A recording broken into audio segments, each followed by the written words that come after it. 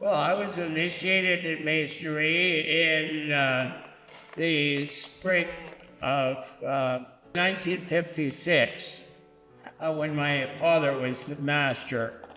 He initiated, pastored, raised me now 69 and a half years ago. It really owes my being to Masonry because my uncle, Warren Collins of Petrolia Lodge and Washington Lodge in Petrolia, Ontario, was at Queen's University when he introduced his sister, my mother, to my father, who was a noted Mason in Markham, Ontario, where actually in Markham, it's interesting, my grandfather, who was a Mason, grandfather Norris, had the first motor car in Markham, Ontario. As an aside, it was stolen from his drive shed on Church Street and never retrieved. Well, the changes are great, of course. When I was initiated, almost everyone walked to the lodge room here. Almost everybody in this temple, whatever lodge, was our doctor, dentist, lawyer, ophthalmologist, teachers. When I was initiated, I could hear the voices of all my teachers from Humberside Collegiate who were Masons.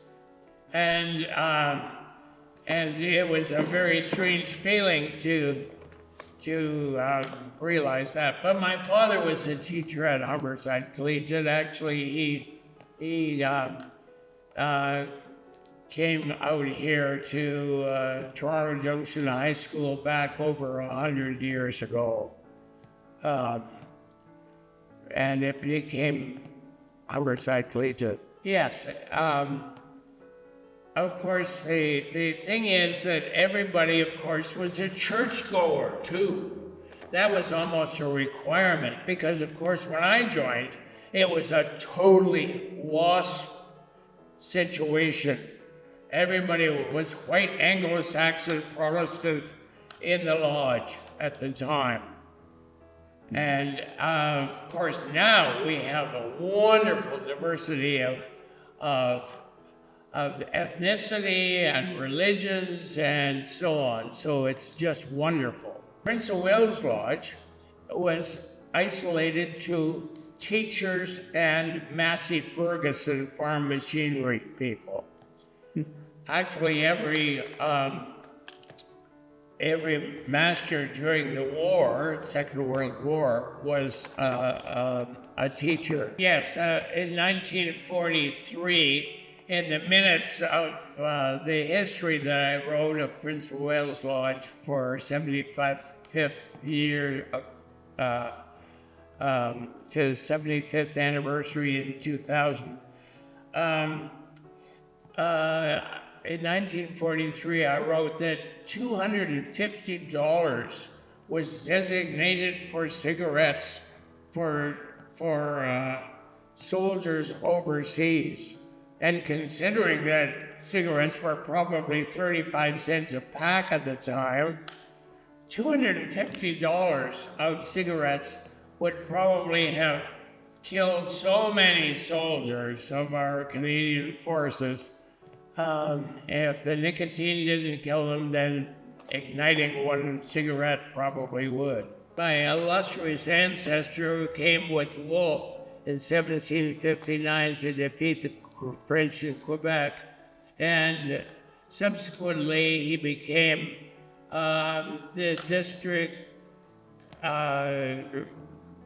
deputy Grand Master because, of course, the Grand Master was in London. And in 1765. And I know this for a fact that for the last couple of hundred years, there has been one book from Admiral Lord Collins, who was the district deputy grand master. It was written in 1704, and it is passed down to the senior son in the Collins family, but my uncle had no children, so it came to me. I have now given it to my 19-year-old grandson. Hopefully he will become a Mason, as his grandfather, on both sides, were Masons. Actually, it's interesting, my my daughter's father-in-law's certificate is there on the wall in their bedroom still, in their home. Yes. Those were days when they had the huge certificates, which was almost like a university scroll. And of course it was a university, because when you think in terms of rural Canada, Upper Canada, the education was limited, and the language, of course, the highfalutin language that we have, was a way to really learn very good English, and to express oneself and so on. So that in essence, it's interesting that the huge certificates now are reduced in size to something that's 8.5 by 11. Whereas the book of work has increased in size.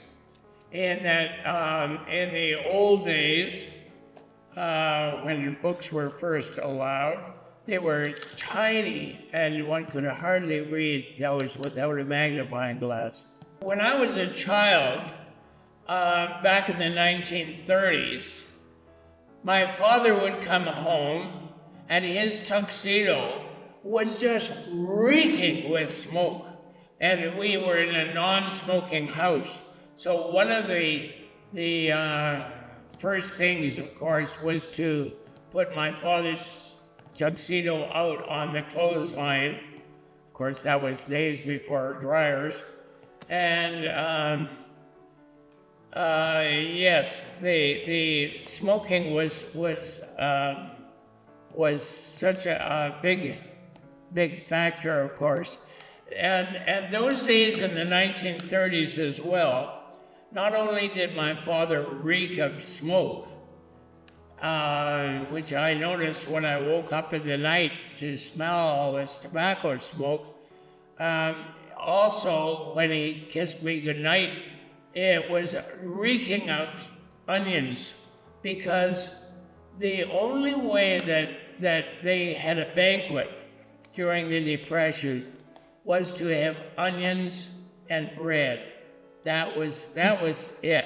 Well, of course, the big change is the junior warden is now responsible for the feeding of the masses, which in my day, when I was master in 1969, we had a caterer here at Annette Street Temple who was here every night of the week to prepare for the masses of people who back in the after the war era packed this lodge room to a point where, in one case, for my third degree, there was hardly room for the work, because my father had invited so many people that the chairs came right up to the skirting almost. And how they carried on the third degree was amazing. Yes, well, I think too, the membership has changed so much in that Prince of Wales Lodge was a Teachers Massey Ferguson Lodge, which I think I mentioned, and being a teacher in my 20s, I didn't want to spend Friday nights with old teachers, many of whom, of course, had taught me, even at normal school in 1952. Arnott Patterson, who was the master in 1928, sat in lodge here, and he was the master at the normal school that I attended in 1952. You see, we went through an era of the Massey Ferguson teachers, and finally the teachers all died pretty well, and as a result, we then had eras, like the German mechanics back in the 1950s. And of course, that didn't last too long because many of them were covered in axle grease until 7 p.m. And so it was difficult for them to get to lodge. Then after that, we had TTC. And so that was a very important group, probably in the 70s. In the 80s, we had a great group of Caribbean members join. It's interesting, too, that in those days, we almost were a factory. Mm. We did not choose people carefully as we do today. I'm afraid that many of the people, of course, came in under false pretenses. In other words, the way to get promotions in TTC and education and whatever was to be a Mason. Well, actually, the thing is, I probably could have done a lot more, but I tried to be very loyal to my lodge to the point where, unfortunately, although I have been a member of Scottish Rite for the last 66 years, I did not attend, and really should have attended the Scottish Rite because of the fact that would have been of great interest, as I was a very dramatic person. I taught drama and so on. And but I was very involved in my Mother Lodge throughout the years. Traveling around the world, it's so interesting to have attended so many lodges on just about every continent, especially in Singapore. When I lived there after retirement in the 1980s, yes, my goodness, I've been retired since 1988. I was introduced to the lodge in Singapore and actually saw my grandfather's signature on the books back in the turn of the 19th century, or the 20th century. But wait a minute, it would be 1900, around that time, when my grandfather was an oil driller in the East and attended lodge in Singapore. So that was exciting.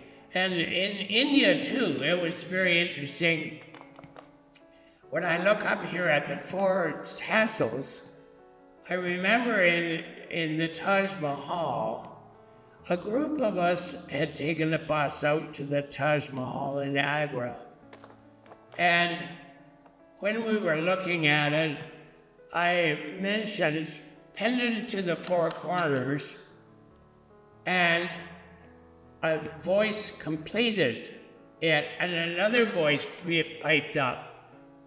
And I found that there were four Masons from the United States and Britain and so on that were on that bus. One of them was a Texan, And he sure looked like a Texan with his hat and his boots and so on. And he said, I've just struck oil. Do any of you fellows need money? Interestingly, I have thought about it so much in charity, in the fact that we did not bite with need. It would have been nice. I mean, backpacking at that time was not exactly luxurious, but it was a matter of not need. Very good. And that has struck me as being a very important part. And of course, in the Czech Republic, I attended lodge at Klemgalis Palace, which was by Charles Bridge, which is famous in Prague. And the old Grand Lodge officer who led me up the wide stone steps to the lodge room on the top floor said that in the old days, the horses of the knights would climb the stairs on a horse.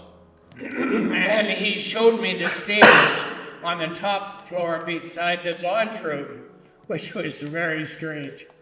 So I've had some wonderful travel experiences, and of course, in the States, many in the Deep South, which were very, very informal, if I must say. Advice to new Masons: become involved, offer to do the work.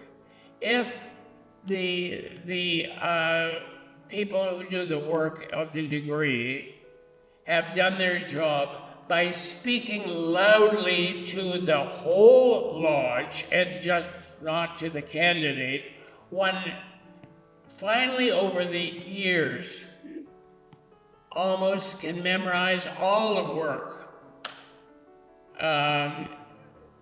And that is very important, that one becomes involved with one's lodge, and to travel as much as possible, whether locally or internationally or wherever. That this is one of the big keys, as well as to maintain the precepts and so on of charity and goodness and so on. And to keep in mind particularly the final charge in an installation, to think in terms of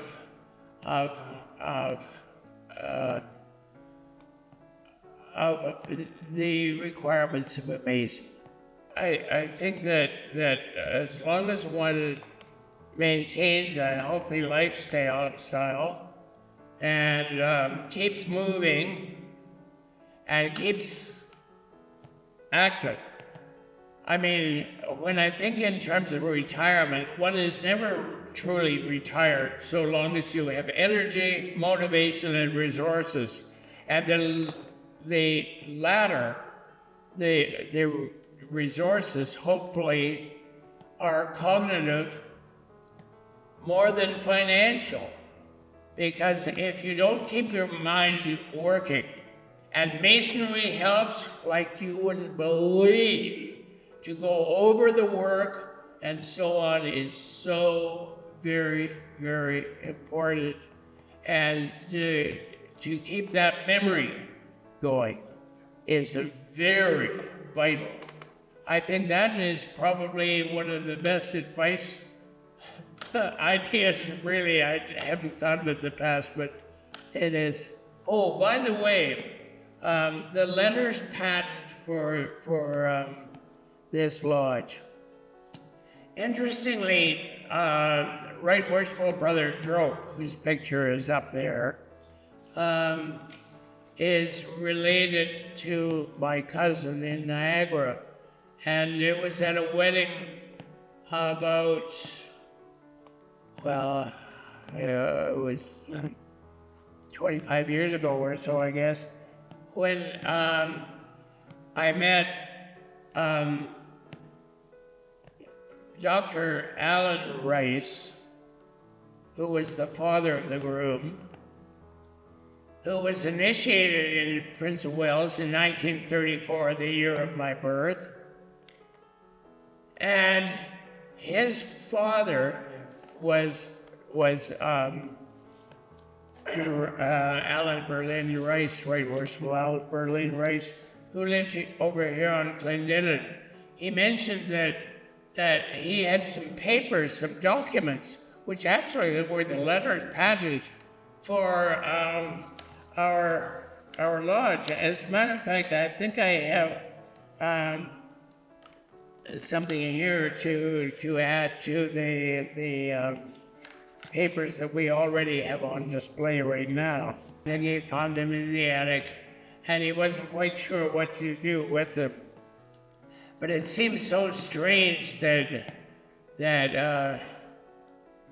that he was initiated the year I was born in Prince of Wales Lodge, and there we met at the wedding of his son to my cousin. There are so many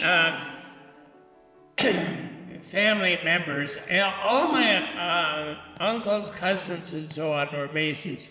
Actually, the year I was appointed to Grand Lodge, I found a distant cousin who in the same year was the Worshipful Master, or rather the Grand Master of British Columbia and Yukon. And he was a cons. So the tradition, I know, has really been extreme almost in our family. There were a number of things here. Oh, this is rather interesting. Something that was an unsigned opinion poll during my year as master, and asking around the tire check the areas where we seem to need the most work. And it gives a number of reasons, whether they're transportation difficulties, or meetings are too late, or meeting night should be on a Wednesday or whatever night, or why are you not interested anymore? Old friends are no longer actively involved, or there's not enough social occasions, or whatever. There's always that question that we have: how can we maintain the interest and activity of members? I think that is so vital. Well, I think that we are so sad this week to learn of the passing of Most Worshipful Brother Ron Groshaw, who was probably one of the most amazing Masons that one could meet. Among so many wonderful Masons whose example we should emulate.